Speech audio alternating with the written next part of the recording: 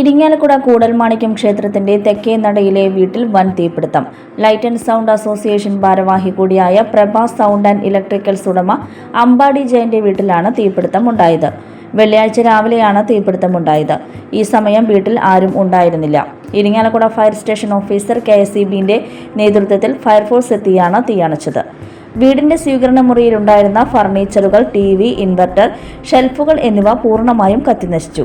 വീടിന്റെ സീലിംഗിനും ചുമരുകൾക്കും കേടുപാടുകൾ സംഭവിച്ചിട്ടുണ്ട്. ജയൻ ഒഴികെയുള്ള വീട്ടിലെ മറ്റുള്ളവർ ബാംഗ്ലൂരിലേക്ക് പോയിരുന്നതിനാൽ ജയൻ മാത്രമാണ് വീട്ടിലുള്ളത്. രാവിലെ വീട്ടിലെ പൂജാമുറിയിൽ വിളക്ക് കത്തിച്ചു വെച്ച ശേഷം ക്ഷേത്ര ദർശനത്തിനായി പോയതായിരുന്നു ജയൻ.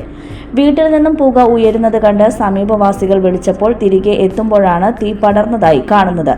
വീടിനുള്ളിൽ ഉണ്ടായിരുന്ന 3 LPG സിലിണ്ടറുകൾ അഗ്നിരക്ഷാസേന സുരക്ഷിതമായി പുറത്തെത്തിച്ചതിനാൽ വൻ ദുരന്തം ഒഴിവായി.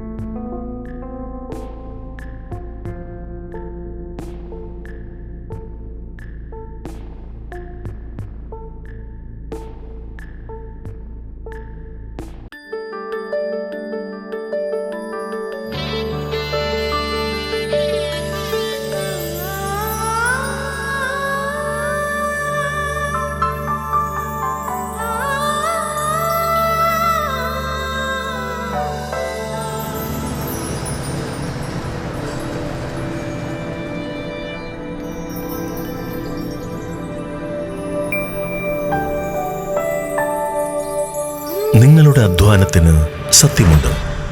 ഞങ്ങളുടെ സ്വർണത്തിനും. Ishara golden diamonds, Kodungallur road, Triprayar. സ്വർണത്തിന്റെ സത്യം.